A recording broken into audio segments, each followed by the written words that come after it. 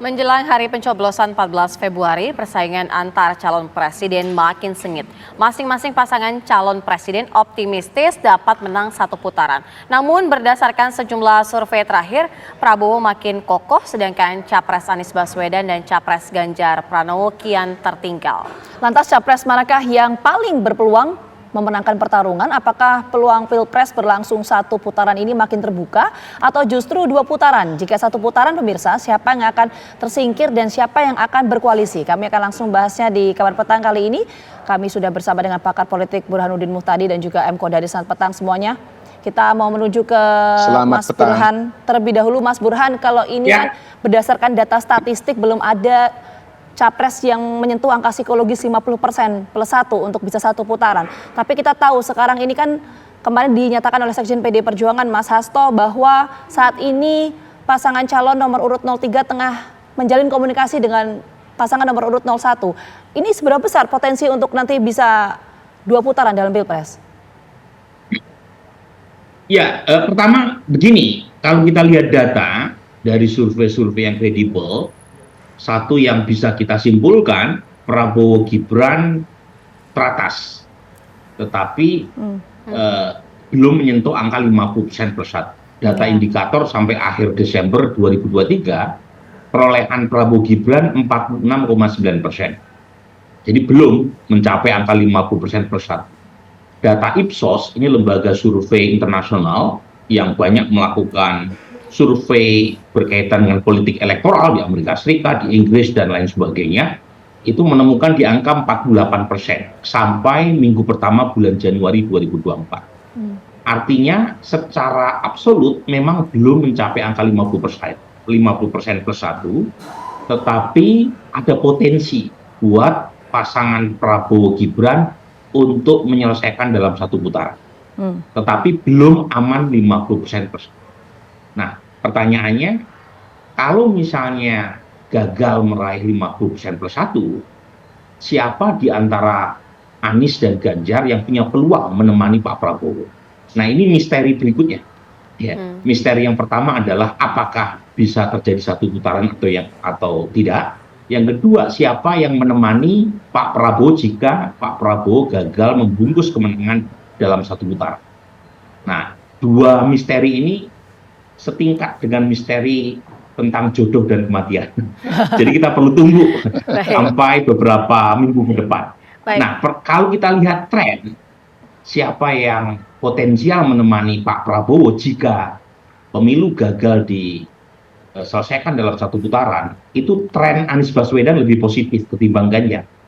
Jadi sejak pertengahan Desember, pasca debat presiden yang pertama, Anies secara absolut sudah menyalip Ganjar. Jadi Ganjar sekarang sudah makin keteter, berada di peringkat ketiga. Tetapi selisihnya dalam margin of error. Jadi saya kira Mas Kodari paham ya, kalau dalam margin of error sebenarnya kita nggak bisa menyimpulkan secara konklusif siapa yang potensial masuk putaran kedua, apakah Anies ataukah Ganjar. Tapi secara absolut, Anies sudah overtake Ganjar. Nah, sekarang tinggal dalam beberapa minggu ke depan, bagaimana konstelasinya, itu sangat ditentukan oleh satu, apakah paslon nomor 2 mampu meningkatkan kinerja elektoralnya, dan yang kedua, apakah koalisi elit antara paslon 01 dan 02, 03 itu mampu membendung supaya pemilu bisa diperpanjang hingga babak runoff. Nah, itu kita perlu sabar menunggunya. Oke, saya ke Bang Kodari. Bang Kodari, kalau dari kacamata Bang Kodari sendiri melihatnya akan ada satu putaran atau dua putaran kah? Nah, begini, saya bagi tugas dengan Prof. Burhan ya. Prof. Burhan jadi ahli survei, saya jadi aktivis nih kali ini. Oke. Kalau ahli survei menyampaikan data seperti tadi yang disampaikan, tetapi sebagai aktivis saya melihat tren data. Jadi saya tidak cuma melihat data yang ada sekarang. Data itu bisa dilihat sebagai sebuah snapshot, tetapi juga bisa dilihat sebagai sebuah tren. Kalau dilihat sebagai sebuah tren, saya masih melihat ada tren kenaikan ya dari pasangan Prabowo Gibran, walaupun tidak sekencang seperti sebelumnya.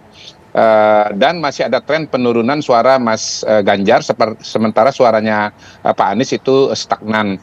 Saya bandingkan dengan datanya Prof. Burhan, indikator itu data Desember tadi yang dikutip, dibandingkan dengan November itu Prabowo Gibran masih naik lah, walaupun 1,1%, ya, sementara Ganjar Mahfud turun sekitar 3%. Jadi menurut saya dengan angka itu, maka tren ini kalau mengalami percepatan lagi, maka 50% itu bisa tercapai pada tanggal 14 Februari. Kemudian yang kedua, kalaupun kita bicara data sebagai sebuah snapshot, dan yang undecided ini kemudian misalnya ya kita buat simulasi statistik, kita distribusikan secara normal, maka undecided sekitar 8% itu ya katakanlah separohnya lari kepada pasangan Prabowo Gibran.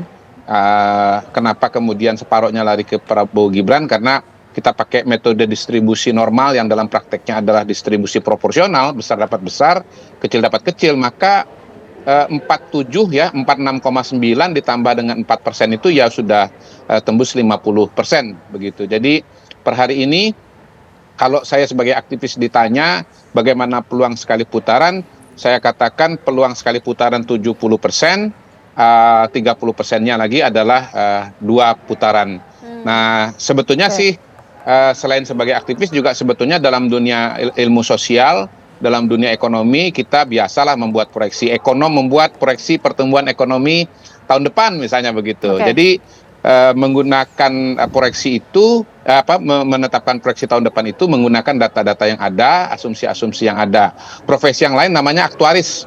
Aktuaris itu malah sampai puluhan tahun tuh ya, dia bekerja di bidang asuransi, dia menghitung morbidity table, mortality table, dia bisa membuat proyeksi angka-angka. Belum pasti tetapi bisa terjadi. Nah, saya kalau mau mengusul mau mencoba menjadi seorang aktuaris elektoral, gitu Pak. Sebagai aktuaris elektoral, maka tanggal 14 Februari itu bisa tercapai sekali putaran. Gitu. Kalau Bang Kodari tadi meyakini, memprediksi bahwa nanti untuk 1 putaran ini 70%. Apakah dengan data ini 70% penjajakan komunikasi antara kubu 01 dan juga 03 ini sebagai strategi untuk kemudian menggagalkan adanya 1 putaran itu, atau ada strategi lain di balik itu? Nanti kita akan bahas usai jeda. Kami kembali hadir saat lagi untuk Anda.